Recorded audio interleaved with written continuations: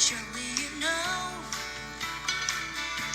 I always wanna be there, holding your hand.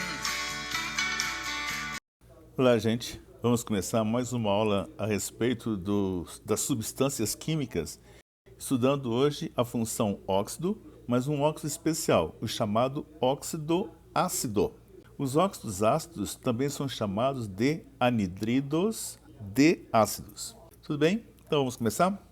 O primeiro exemplo de um óxido ácido é o SO3, é o trióxido de enxofre. Quando você coloca essa substância em água, ela vira H2SO4. Todo mundo sabe que H2SO4 é a fórmula do ácido sulfúrico. Então quer dizer que o SO3 mais a água, juntando tudo, vai dar H2SO4. Então SO3 é um óxido ácido porque em contato com a água ele vira um ácido. Já que ele vai virar um ácido, quer dizer que você pode já pensar assim. O que acontece se você colocar um ácido junto com uma base? Ácido mais base vai dar sal mais água, certo? Beleza, então eu quero saber o seguinte. Se você colocar o SO3 em contato com CaOH2, um hidróxido de cálcio, você acha que vai dar o quê? SO3 tem caráter ácido, porque é um óxido ácido. Mas a base vai dar um sal, que é o sulfato de cálcio, mais água. Então, eu quero que vocês aprendam hoje é o seguinte. Existem óxidos que são chamados de óxidos ácidos. Por quê? Porque eles viram ácidos em contato com a água. Mas se eles viram ácidos, quer dizer que eles vão reagir também com base, porque todo ácido reage com base. Na hora que faz a reação, ácido mais base vai dar sal mais água. Vamos compreender um pouquinho melhor por que o SO3 ele é um óxido ácido. Os óxidos apresentam número de oxidação do oxigênio igual a 2-.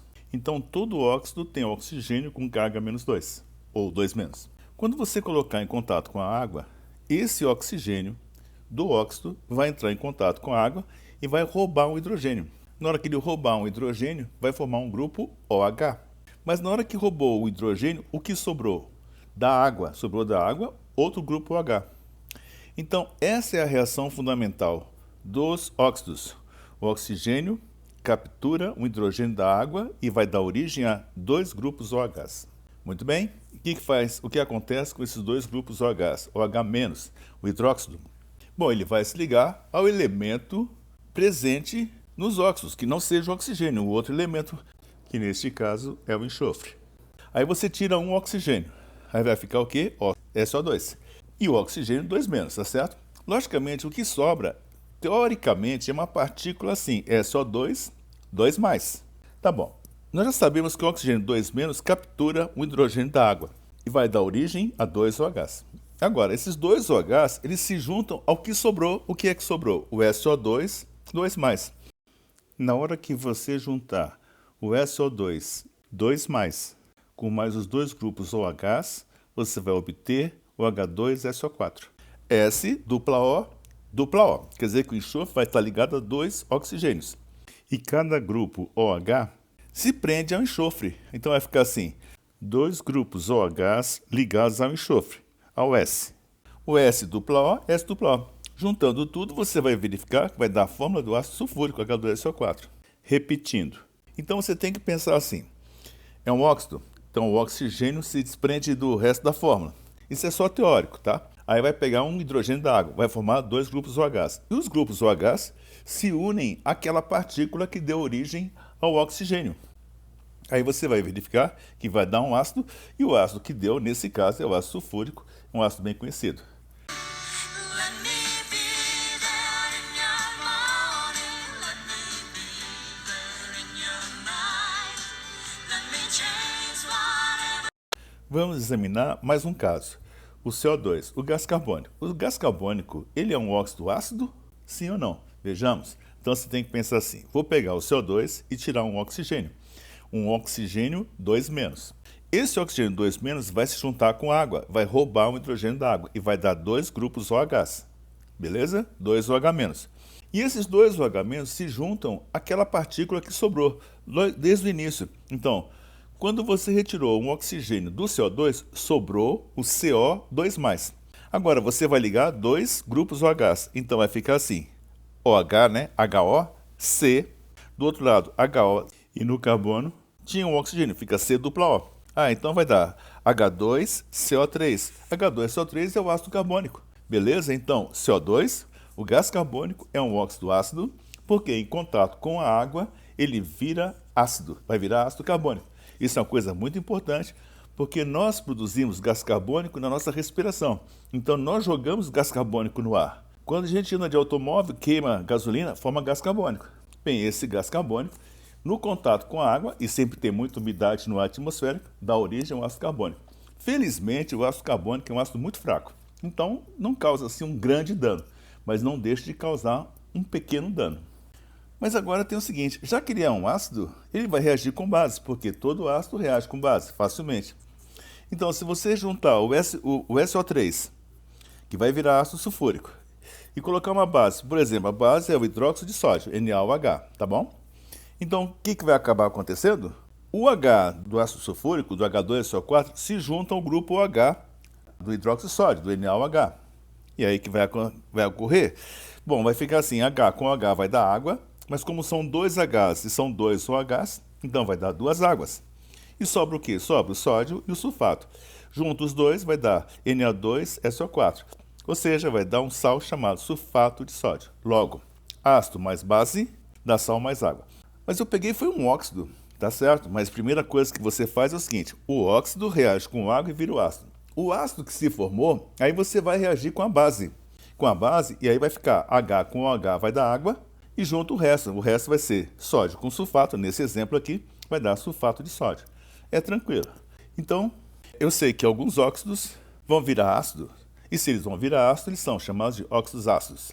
Daí, se eles vão virar ácido, então quer dizer que eles reagem com a base. Então quer dizer que o óxido ácido reage com base. Isso mesmo. Primeiro ele vira um ácido e depois, na sequência, ele reage com a base que foi colocada no problema. All I ask you is let me be there.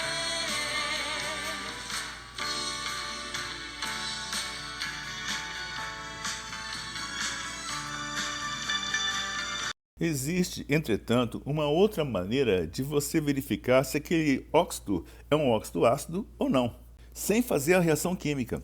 Bom, a maneira mais simples é você calcular o número de oxidação do elemento que está ligado ao oxigênio. Por exemplo, gás carbônico. O oxigênio é menos 2, certo? Mas são dois oxigênios, então vai ficar 2 vezes menos 2, vai dar menos 4, então o carbono vai ser mais 4. Vamos pegar um outro exemplo, N2O5. N2O5, o oxigênio, NOx, menos 2. Mas são 5 oxigênios, então vai dar 5 vezes 2 dá menos 10. Então, o nitrogênio no total vai dar mais 10. Mas são 2 nitrogênios, 2 Ns. Então, cada N vai ser mais 5.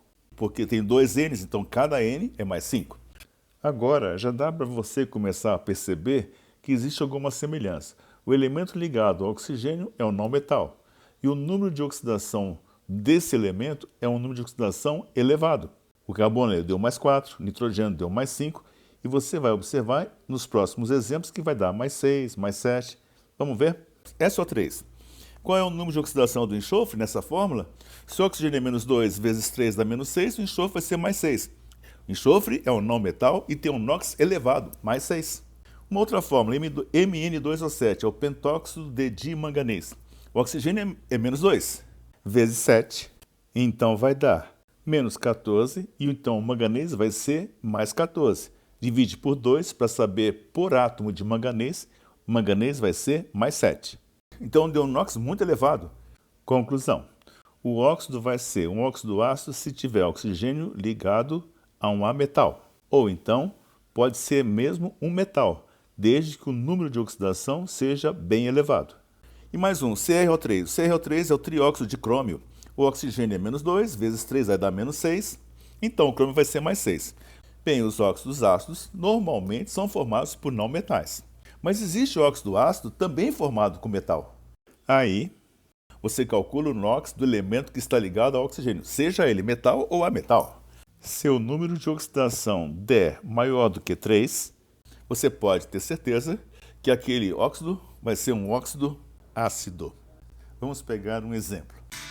And going through the changes in your life, that's how I know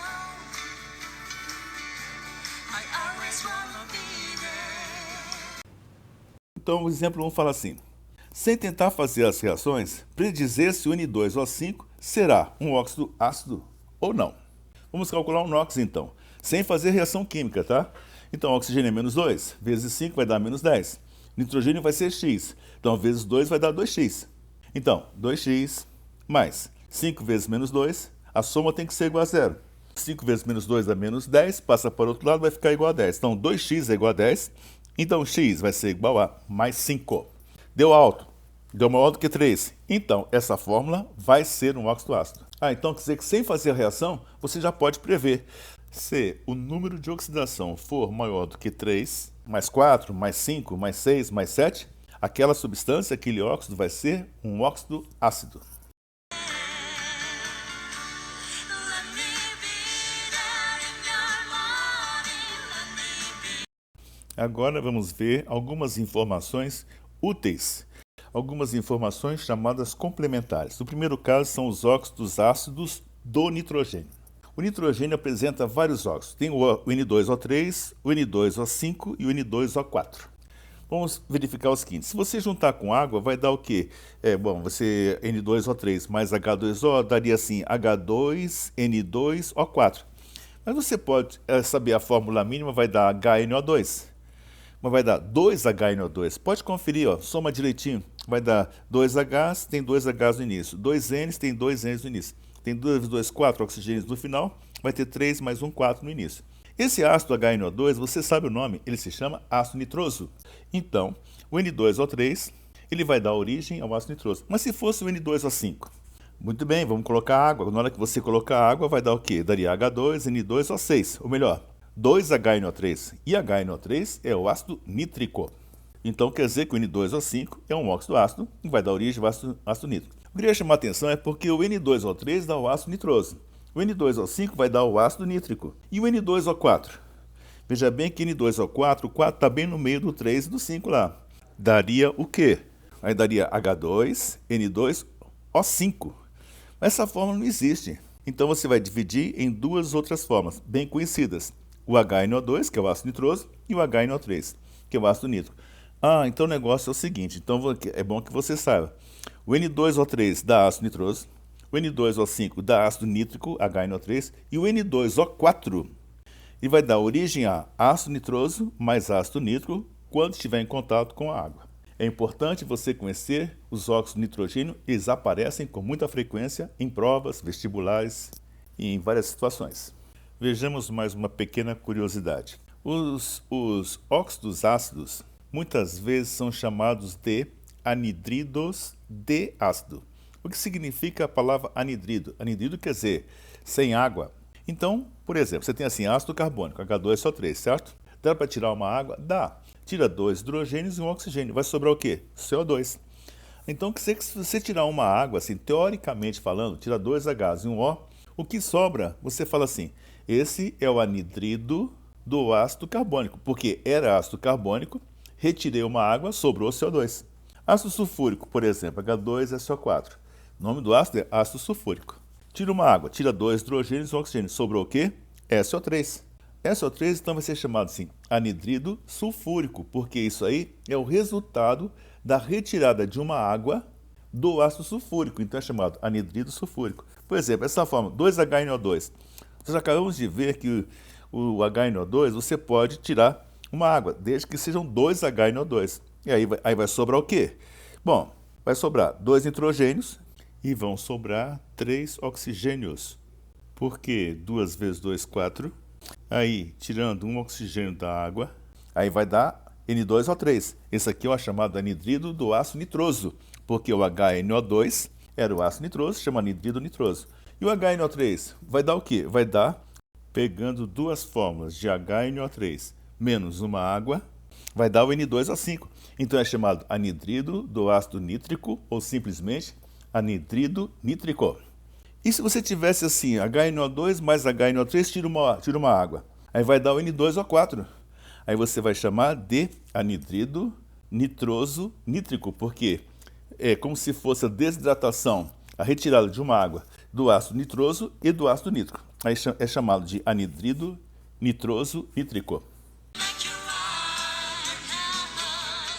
Let me take you